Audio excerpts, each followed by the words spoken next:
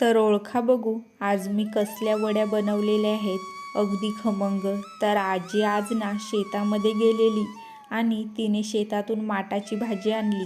ती मी चांगली धुवून कापून घेतली आणि त्याच्यामध्ये तांदळाचं पीठ, बेसन, शेंगदाण्याचं कूट, सफेद तीळ, अजवाईन, मिरची, आलं लसणाची पेस्ट, हळदी, लाल तिखट मसाला, गरम मसाला, जिरा पावडर, चवीपुरतं मीठ आणि वरून थोडंसं जिरं घालून सगळं मिक्स करून घेतलं पाणी न घालता।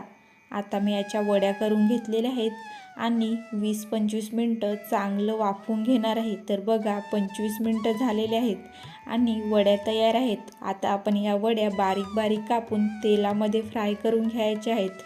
भाजी खाऊन खूपच कंटाळा आलेला माटाची, त्यामुळे माटाच्या आज खमंग अशा वड्या बनविल्या। तर कशा वाटल्या तुम्हाला ह्या वड्या?